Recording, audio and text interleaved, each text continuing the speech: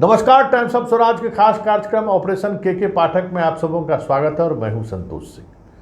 और आज हम ऑपरेशन के पाठक में बात कर रहे हैं भीमराव अंबेडकर बिहार विश्वविद्यालय मुजफ्फरपुर के कुलपति रजिस्ट्रार सहित जिन 4 पदाधिकारियों पर एफआईआर दर्ज की गई है, उस एफआईआर में क्या है, क्या संभावनाएं हैं उनके मुकदमों को लेकर, साथ ही शिक्षा विभाग इस मामले में आगे क्या कदम बढ़ा रही है। जी हाँ, देखिए, उस मामले में जो एफआईआर दर्ज हुआ है, वो एफआईआर दर्ज होने के बाद जो तर्क कुलपति के द्वारा दिया जा रहा है कि इसमें राज्यपाल की अनुमति नहीं ली गई है, तो शायद इनकी जानकारी के लिए हम आपको बता दें कि भ्रष्टाचार से जुड़े किसी भी मामले में प्रधानमंत्री पर भी मुकदमा दर्ज हो सकता है। लोक सेवक जो भी हैं उन पर मुकदमा, पहले वाली बात अब नहीं है कि आप एफआईआर दर्ज करने के लिए आप संबंधित विभाग के जो सर्वोच्च पद पर बैठे हुए जो अधिकारी हैं उनसे आपको अनुमति लेनी पड़ेगी। अब ऐसा प्रावधान नहीं है, वो प्रावधान खत्म हो चुका है। वो सुप्रीम कोर्ट के कई जजमेंट के बाद भारत सरकार ने भी उस मामले में संशोधन कर दिया है। हाँ, अभियोजन स्वीकृति देना अनिवार्य है। मतलब जब आप जेल में चले जाते हैं या फिर अनुसंधानक चार्जशीट दाखिल करना चाहता है, तो पूरे एविडेंस के साथ वो संबंधित अधिकारी के जो बॉस हैं उनके पास वो भेजते हैं और उनकी अनुमति मिलने के बाद ही वो चार्जशीट दाखिल कर सकते हैं। ये प्रावधान अभी भी है। याद होगा कि मगध यूनिवर्सिटी के वाइस चांसलर के मामले में गिरफ्तारी एफआईआर भी दर्ज हुआ था, गिरफ्तारी भी हुई और इस दौरान राजभवन और आर्थिक अपराध इकाई के बीच पत्राचार भी चला था कि आप हमारे स्वायत्त संस्थान, हमारी यूनिवर्सिटी है, हमारे स्वायत्तता पर आप हमला बोल रहे हैं, कैसे आपने मेरी बगैर जानकारी के छापेमारी किया। तो उस मामले में आर्थिक अपराध इकाई ने स्थिति स्पष्ट कर दी और राजभवन का कुछ भी नहीं चला। गिरफ्तार भी हुए कुलपति, जेल भी रहे और जो बाकी लोग थे उन पर उन्होंने चार्जशीट भी दाखिल किया और अंततः राजभवन को अभियोजन की स्वीकृति देनी पड़ी। तो अगर आप पर मुकदमा दर्ज हुआ है तो फिर अभियोजन स्वीकृति तो देने में जो भी विलम्ब करे, देना तो पड़ता है, क्योंकि इतने एविडेंस रहते हैं पुलिस के पास। अगर वो एविडेंस कलेक्ट करके देने में सफल रहा तो फिर आपको बचना मुश्किल है। चलिए, आखिर उन पर मुकदमा क्या दर्ज हुआ है। जो आवेदन एफआईआर दर्ज करने के लिए दी गई है उसमें विश्वविद्यालय के पर गंभीर जो आरोप लगाए गए हैं, वो आरोप ये है कि एक विश्वविद्यालय कैंपस में ही एक दामू चौक है, मतलब बाजार भी नहीं कह सकते हैं, चौक छोटा सा, मतलब बगल में पीजी गर्ल्स हॉस्टल है, कुछ आसपास में मोहल्ले हैं, तो 25-50 दुकानें खुली हुई हैं। वहीं पे एक दुकान है आपका, उस दुकान का नाम है मेसर्स दिशा इंटरप्राइजेज। जी हाँ, मेसर्स दिशा इंटरप्राइजेज। इस दुकान से स्टेशनरी में जो भी खरीदारी उन्होंने की होगी, 38 लाख की खरीदारी की है इन्होंने, बिना किसी निविदा के, बिना किसी ऑर्डर के इनको भुगतान भी हुआ है। तो एक गंभीर आरोप ये है। दूसरा जो गंभीर आरोप है कि प्रश्न पत्र छपाने के लिए इन्होंने एक प्रिंटिंग प्रेस, टॉर्च उसका नाम है, उनसे इन्होंने संपर्क साधा बिना किसी निविदा के, बिना किसी एग्रीमेंट के। उनको उन्होंने आदेश दे दिया और लगभग 56 लाख रुपए का, मतलब 2017 से लेके 2020 तक लगभग 56 लाख रुपए का प्रश्न पत्र इस प्रिंटिंग प्रेस से छपवाकर मंगवाया भी गया और उसको भुगतान भी किया गया। ये इस पर आप एफआईआर के टेक्स्ट में ये भी है। तीसरा जो आरोप उन पर है, एक समता सिक्योरिटी सर्विसेज है, वो सिक्योरिटी पूरे विश्वविद्यालय की सुरक्षा के लिए प्रतिनियुक्त किया गया था। उनको रखने की प्रक्रिया, उनको भुगतान की प्रक्रिया, ये सारी जो प्रक्रिया हैं उस प्रक्रिया का कहीं भी पालन नहीं किया गया और 19 लाख से अधिक का भुगतान उन्होंने किया।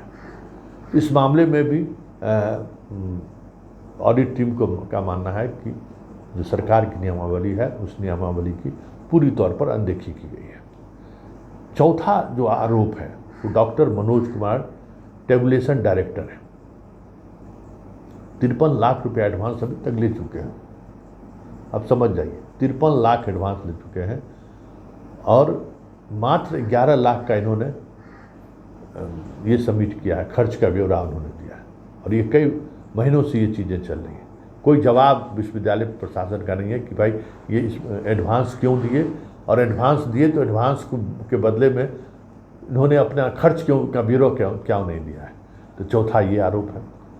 पांचवा जो आरोप है, जो हमें लगता है कि इस आरोप की वजह से वाइस चांसलर और रजिस्ट्रार, जो वर्तमान वाइस चांसलर और रजिस्ट्रार हैं, उन पर वो मुश्किल में पड़ सकते हैं, वो ये है कि 2021 से लेकर 2023 तक, मतलब अभी वर्तमान में भी ऐसे दुकान से, वो कलमबाग चौक पर दुकान है, उस पर उन्होंने खरीदारी की है, बड़ी से लाखों की खरीदारी की है, जिसका जीएसटी नंबर नहीं है। सेवा करना जो कहते हैं जीएसटी नंबर, वो उसका है ही नहीं। रजिस्टर्ड फॉर्म भी नहीं है, मतलब दुकान भी रजिस्टर्ड नहीं है, और उनसे सामान ये लेते रहे और उनको भुगतान करते रहे। इस मामले में भी गंभीर आपत्ति दर्ज की गई है एफआईआर में। और छठा आरोप जो है वो आरोप है कि इन्होंने बहुत सारे दैनिक वेतनभोगी को अपॉइंट किया है। उसमें वर्तमान रजिस्ट्रार और वीसी जो अभी चार्ज में है वो भी लपेटे में आ सकते हैं। इनके पीरियड में भी कई लोगों को इन्होंने अपॉइंटमेंट किया है।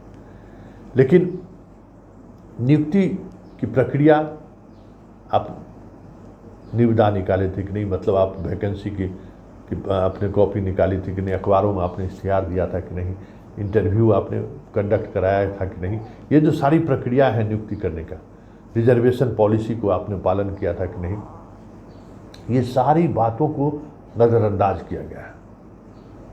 और बहाली प्रक्रिया में भाई भतीजेवाद, रिश्तेदारों को तवज्जो दी गई है, ऐसा आरोप है।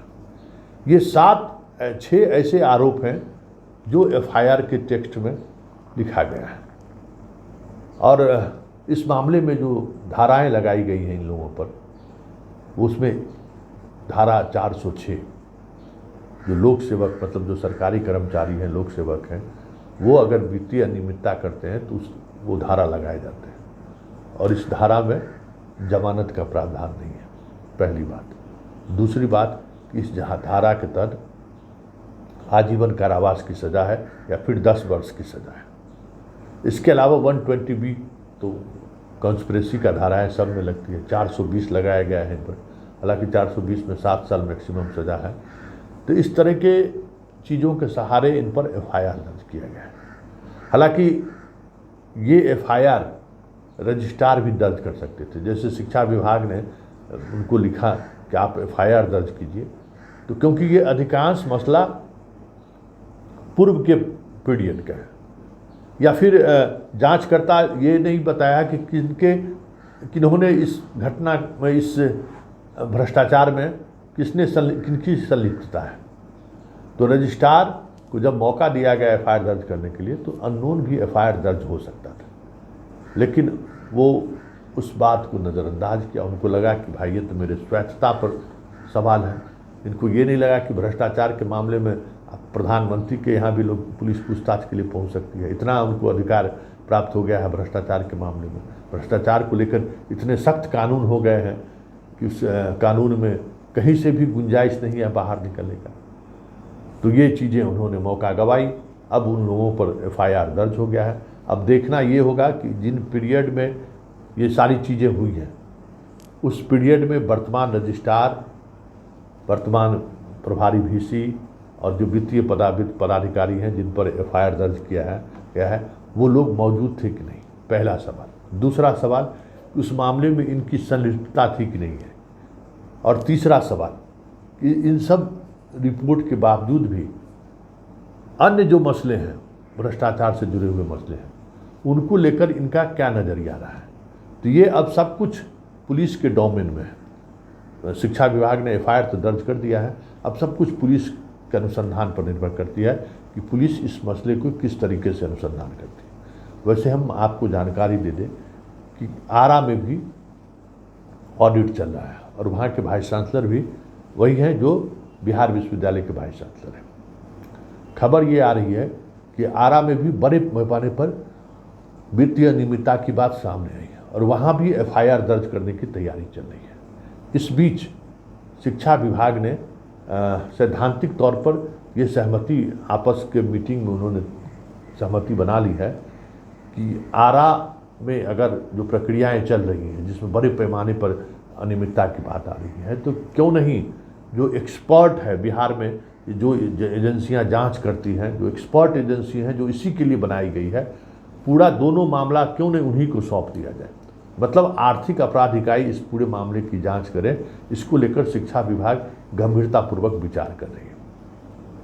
अब देखना ये होगा कि इस पूरे मसले पर ये तथ्य किस तरीके से सामने आता है, क्योंकि आरा में अभी जांच चल रही है।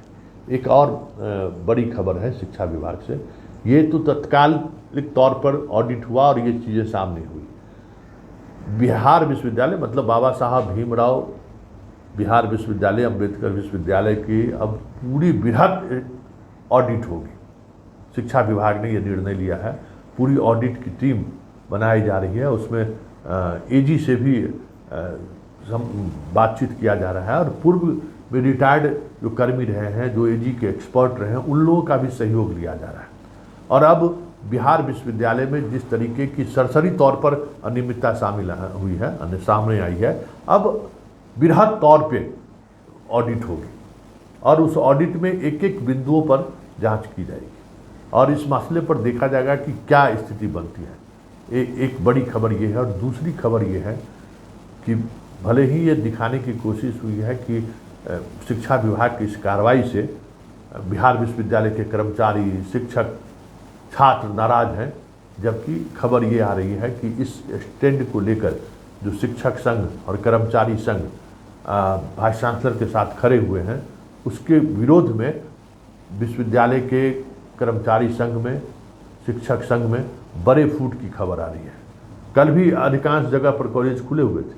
खबर ये दी गई कि भाई कॉलेज बंद है, लेकिन अधिकांश जगहों पर कॉलेज खुली हुई थी। एक दो दिनों में जो स्थिति, आज अगर इस मामले में संघ अपना स्टैंड नहीं बदलती है तो बिहार विश्वविद्यालय का कर्मचारी और शिक्षक संघ दो भाग में विभक्त हो जाएगी। ऐसी खबरें लगातार आ रही हैं। लेकिन इन सब से इतर जो सबसे महत्वपूर्ण बात है, जिसको लेकर पटना में भी मंथन शुरू हो गया है कि राजभवन और शिक्षा विभाग मतलब के पाठक और राज्यपाल के बीच ये जो वाइस चांसलर लोग ये जो माहौल बनाने की कोशिश कर रहे हैं कि हमें शिक्षा विभाग बेवजह टारगेट कर रही है और इसको लेकर जो सरकार और राजभवन के बीच तल्खी बढ़ती जा रही है, इसको लेकर कहीं न कहीं राजभवन में भी मंथन चल रहा है। और वर्तमान जो कुलाधिपति हैं वो अब इस निर्णय पर पहुंचते हुए दिख रहे हैं कि भ्रष्टाचार के मामले में राजभवन की ये छवि ना बने कि ये भ्रष्टाचारियों के साथ है। चाहे शिक्षा विभाग जिस तरह की कार्रवाई करे, उस मामले में राजभवन हस्तक्षेप नहीं करेगा। ये बड़ी खबर राजभवन से आ रही है। मतलब राजभवन अब क्योंकि राजभवन को ये लग रहा है कि जो कार्रवाई शिक्षा विभाग के द्वारा की जा रही है, पब्लिक इमेज बिहार में कहीं न कहीं शिक्षा विभाग के साथ खड़ी है।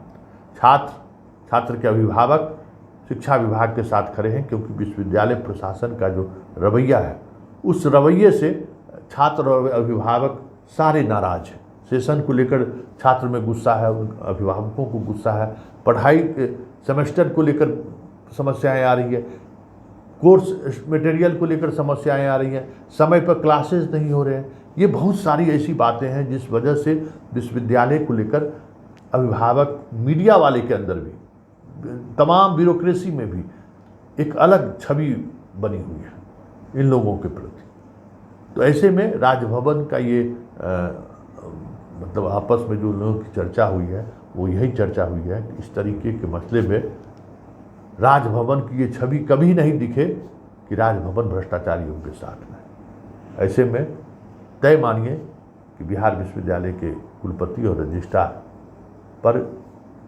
बड़ी कार्रवाई तो तय है, साथ ही राजभवन भी इन दोनों के साथ खड़े नहीं होंगे।